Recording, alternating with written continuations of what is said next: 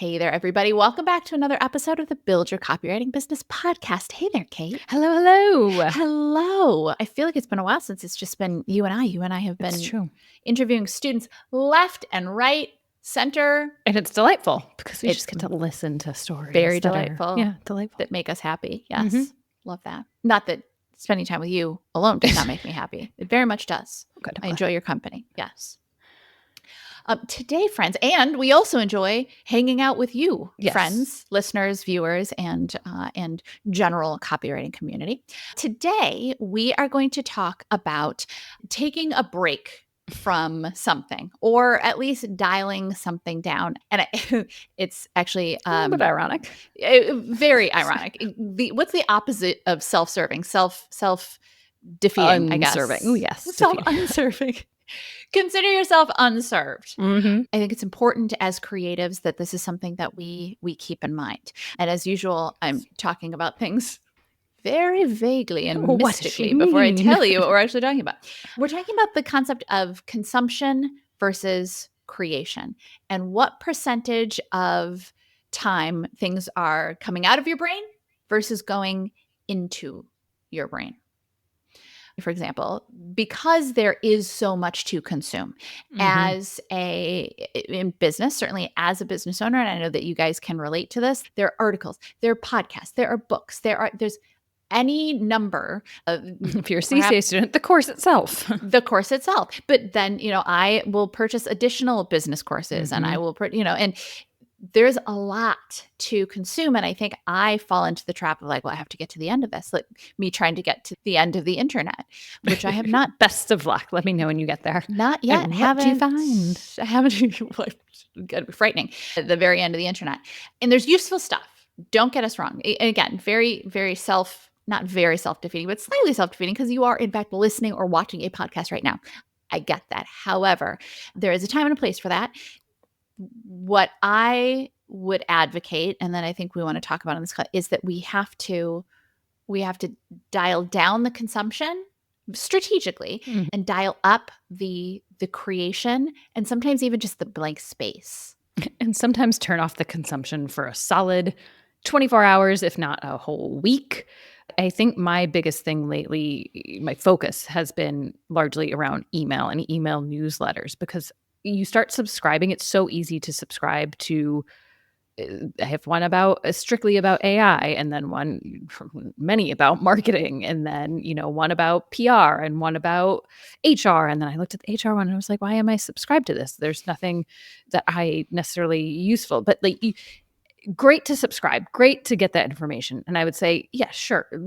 Open the emails, peruse them, look at what's coming to you for maybe the course of like a month. If you're not finding any value in that, or it's just getting overwhelming, hit unsubscribe. I think my goal now is once a quarter just to do a real look at the inbox and say, okay, which of these newsletters have I found valuable and have I gotten valuable information out of, and which are just clogging up my inbox and making me feel overwhelmed and making me feel like I'm always behind. Because I think that's the other piece of this, is that there's a mental overload that can make you just constantly and perpetually feel like you're behind and that you're never going to get caught up, and there's so much more to learn, and oh my gosh, you just feel less and less qualified, even though that's not the case at all.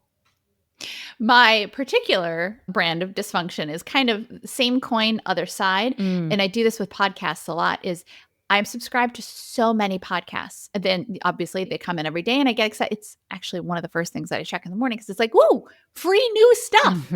I feel like I need to finish them all. And then it makes me feel like I've done something good, like I've made progress. Like, okay, well, I didn't get boxes on the this to-do stuff list. done. Exactly. But when it really comes down to it, it's not actual. It didn't move me forward in the business. It didn't move me forward in the things that we want to accomplish in the company. It didn't move me forward in the things that I want to create as a person. Yes, still beneficial, but when I notice that my purpose for going through the podcast is more to cross them off the list and to feel like I've done something versus actually doing something, that's when I know I have to take a step back and evaluate that particular brand of consumption. I think there's a FOMO element to it, for me at least, of if I don't open this newsletter, what if there's some really important piece of information there? What if Google changed its algorithm and how things go? What if Meta has a new placement for ads? What if? And so then I just think, oh, I have to your point, I have to check it off the list. But then it becomes information overload. And it's like, well, did I actually use that information or do anything with it? And did I retain any of it? And I think the answer is often no. It's okay, I have this knowledge and now, wait, what was that? What did I read? What did I do? What should I do with it? And so I think the other thing, and I was just saying this to you before we started recording, of I'm looking for ways to, okay, if I take a month-long break and look at the, what's in my inbox, is there anything that crops up of if there is a big change, for example, with Meta, it's not going to be repeated once and then that's it. And I'm never going to see it again. I will see it in whether it's, again, inbox, on a podcast, on a LinkedIn feed, on Instagram, there's so many platforms and so many places for messages to get repeated and that are constantly being repeated. So if there is big something that I need to know about, chances are that on one of those things that I'm following, consuming, it will come up. And me being offline for a day a week is not going to impact that. I'm not going to be behind. Yeah. I think for me, I worry that it's not just a piece of information, it's an idea or a tactic that might be buried in the middle of this podcast, or they're going to say something that's going to spark something for me. And then it's going to be, this is the idea. This is the next big thing. But the truth is that it is very rare, if ever. I don't know if I can think of any time that I really have been like, whoa, this is there. Certainly I have gotten some ideas and stuff, but nothing that has really shaken me or fundamentally changed something big, or even with ideas, right? It's often, oh, so-and-so's doing this now. Huh, that's interesting. Let me say that in front. Oh, now I'm hearing this. And obviously you want to take action on something sooner than later if it's something that could be beneficial to your business, your life, whatever. This is not just consuming stuff for copywriting. It's not just consuming stuff for business. But I think we just really have to be discerning. I mean, make rules for ourselves. The way we make boundaries with our clients, I think we have to make those same boundaries with ourselves if we know that there are things that we don't do in a necessarily completely intentional way. For a podcast, if I'm listening to it for 5 or 10 minutes and I haven't heard anything that is useful or is inspiring to me, I skip it. I go through, I skip it, I delete that download, and I either move on to the next one or I take a break and do something. When you have like 10 podcasts, and even two, just looking through the titles and going, do I really need to know this? Is this actually going to benefit me? Maybe just let it go. And same thing with emails. I've been on a kick to try to unsubscribe, certainly from a lot of these stores that are sending me stuff. And I'm like, I really thought a year ago that I needed this name random product and I never bought it. And I've been getting emails ever since. Maybe I can finally get off that list. I always think of this statistic too, when it comes to like e-com emails that I get from brands that I've subscribed to, of like, you need to see something like 7 times before you make a purchase, or that's like the average number of times someone sees it. And I think about it so often because I'm like, this is exactly what it's doing as it's intended. I am seeing the same thing. Oh, and every time, oh, do I need that? And I have to talk myself through why I said no the last time. And so, yeah, I've been trying to wearing you down. Personal inbox level, just, I don't need any, if there's something I truly need, I will go out and get it and I will figure it out. It won't be like, oh no, it's been 5 months since I forgot to buy my dog food. No, like I think I'll remember to do that. I don't need to be subscribed. Sorry, Chewy, love Chewy. But like, I don't need the latest pet treats of, okay, it's pumpkin spice season, so I'm going to buy my dog pumpkin spice treat. No, my dog, yes, she loves it, but I'm not like, I do not need to, if she needs treats, I will buy them when she's out of them. I don't need to keep consuming. Exactly. And there's so many ways that we are consuming without yes, there's podcasts. Yes, there's emails. But even just going on social media is you are consuming. No. I'm just scrolling through. I'm not even. Yes. If you're looking at the images, if you're just reading a headline or a hook or like the just the first line of a caption, you are consuming. And in fact, you are consuming so many different things so quickly. It's a brain overload. Hey there, it's Nikki. I wanted to take a very quick minute to make sure that you knew about our free on-demand copywriting training. Now, whether you are brand new to copywriting or you've been doing it for a while, but you just can't seem to hit those income goals, this training is for you. You are going to learn the 3 secrets to landing freelance copywriting work without relying on frustrating job bidding sites like Upwork or Fiverr, or without cold calling strangers. And if you've watched any of the student success stories on this channel, and if you haven't yet, check them out. This is the exact same training that they all started with. And I mean students like Kate K, who is making 6 figures working part-time and retired her husband to help her build her business. Students like Stuart, who replaced his full-time salary, which was a good one, with his freelance income and then some. Stacy, who hit 6 figures in her first 6 months as a freelance copywriter, and Ashley, who landed the in-house copywriting job of her dreams. They all started with this free training, and you can start with this free training too. So sign up right now at freecopywritingtraining.com. Yeah. I think of like, I've seen trip research. So here's this hike I want to do. And then it's like, well, look at the outfit that person's wearing. Oh, do I need new boots? Do I need new socks? No, I don't. And then even from a professional standpoint, I'm reading that. Oh, is that hook better than the one I wrote? You could drive yourself bananas. Like, is it good to analyze copy? Yes, of course. Is it helpful? But I think when we start to just mindlessly scroll and on an unconscious level, things like that are happening of, oh no, this copy is so much better. And it's like, well, no, what would define better is that even like what I was writing the other day has not the same audience or same purpose or it's not even the same platform. So like, let me just appreciate this for what it is and let me get off. Let me go to my Google Maps for my hike research versus watching someone in a really cute outfit that I don't need. Mm-hmm. Yeah. Well, and I think something that we forget about too is the fact that consumption also consumes energy. Our consuming of media and content consumes energy. It was maybe a month or 2 ago. I was getting to my desk at like 9, sometimes 9:30, some mornings, got to make your coffee. No judgment. Right? Like, come on. I work from home. You make your own hours. You're your boss. It's my company. Yeah, do what you want. Judging me. But I was sitting down and it would be first thing and I would think, oh, guys, I'm so tired. I'm so unfocused. Mm-hmm. And I finally connected the fact that I would get up, maybe do a little journaling, a little meditating, and then I would kind of be playing podcast as I was getting things ready and listening to podcasts as I'm blow drying my hair and listening to podcasts as I'm doing it. And all of these hours before I'm even sitting down to my desk, I'm consuming, and it's draining my energy and draining my focus, so that when I sit down and I go, okay, what am I going to do now? My brain is buzzing. It's going because there's so much stuff that I had already taken in, and it had already drained some of that focus away. And I don't want to give up my focus. I will choose to give my focus to certain things, but I don't want to accidentally allow my focus to be taken from me. Mm-hmm. Yeah. And I don't know if you do this, but I used to have podcasts that I follow auto download.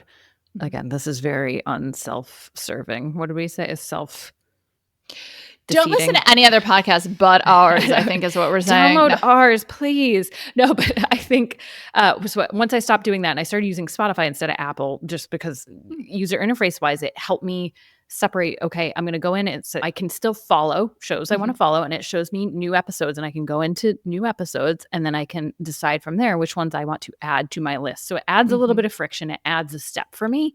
But for me, that process helps me control what I feel like I really want to listen to. So what's on my list, what I'm eventually going to listen to versus what I can just ignore.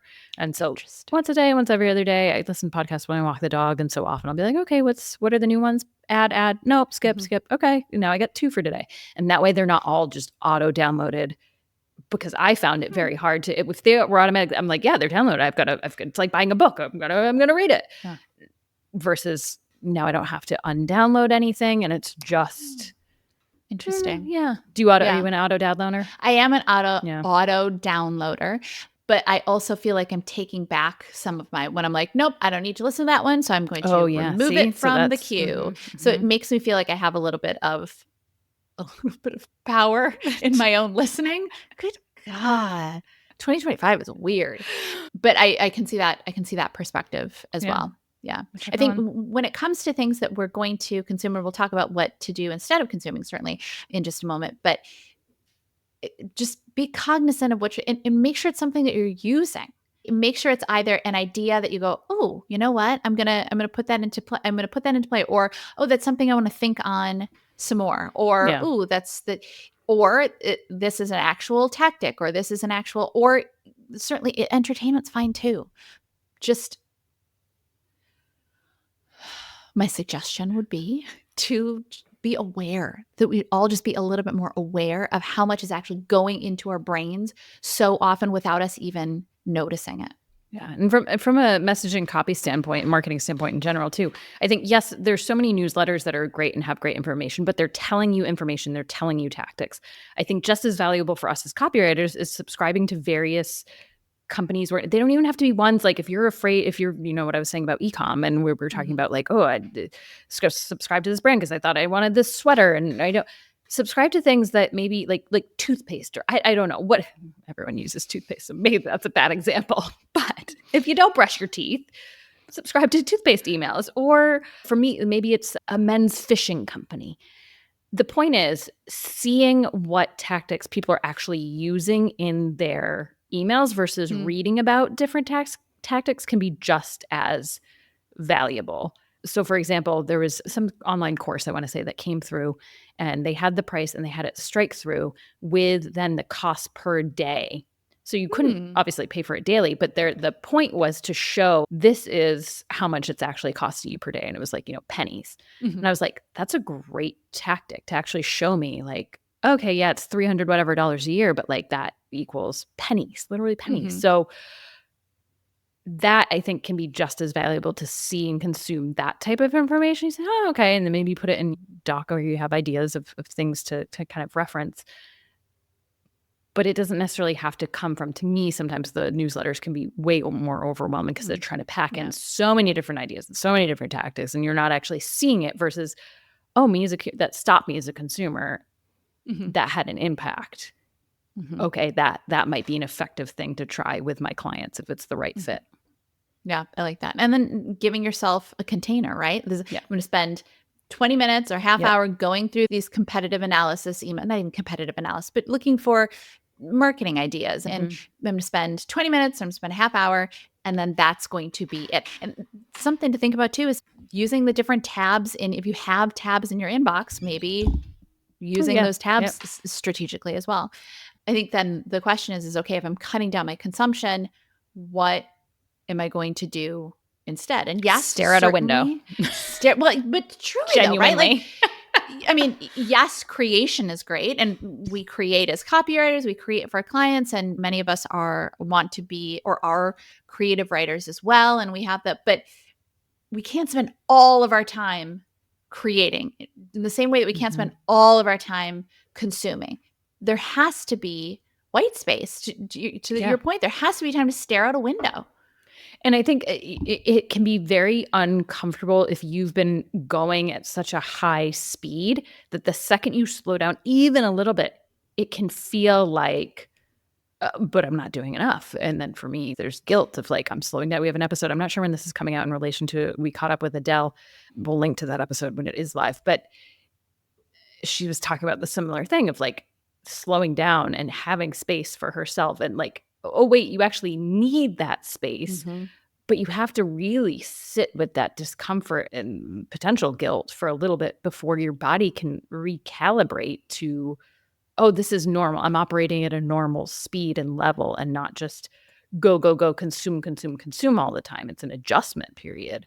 Well, and your brain doesn't operate in just in and out. It needs an incubation period. Within creativity, there is an incubation period wherein the brain is, it's just processing things kind of in the background, and you don't need to be an active part of that. And in fact, you kind of can't be an active part of that, but that means that you can't be doing all kinds of other kinds of processing with your brain. You can't also be listening to something. You can't also be creating something. And I realize that this may sound, someone listening might be like, well, that sounds really nice because I know you guys don't have kids. And I get it.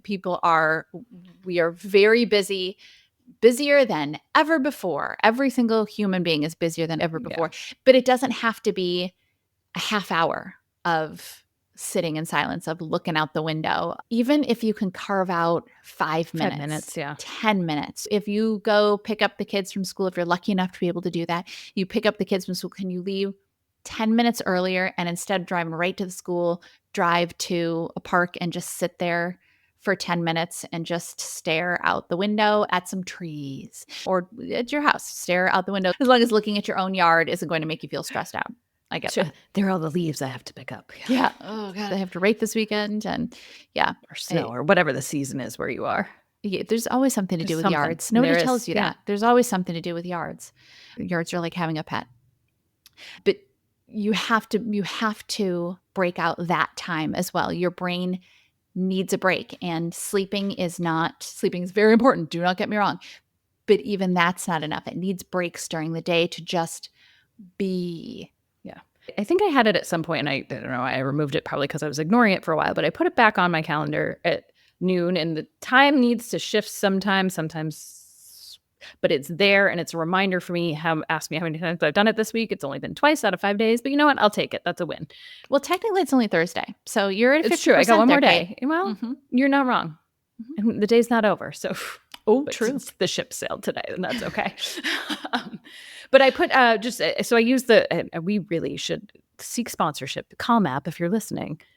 I love the Calm app. I feel like I've mentioned it so many times on this, but I put like Calm break and just go into the app and do one of their they have like stretch and movement ones, or so I haven't put like a parameter on which. Just go in there. What's jumping out? Take 3 minutes, 5 minutes, whatever I have in that moment to just sit and listen to whatever the thing is. Jay Shetty telling me some wisdom about something.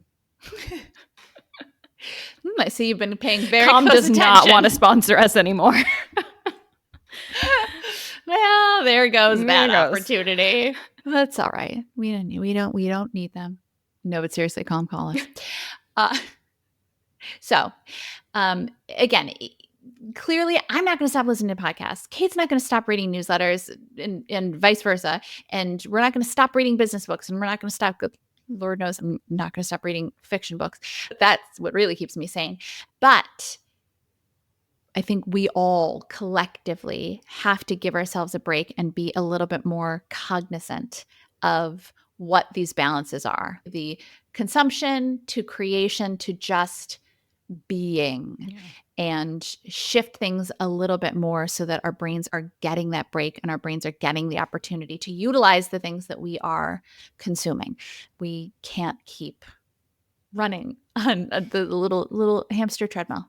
That's what content can become. So deliberate. I have a break next week and I can't wait. Oh yes. We're going to try to digital detox for the full week. We'll see how it goes. We'll see. I think you can do it. I believe in you. Thank you. And so with that, we will catch you all in the next episode. Bye, everybody. Like what you heard? Hit subscribe so you never miss a video. And if you're ready to take the first step toward becoming a copywriter yourself, sign up for a free video training right here.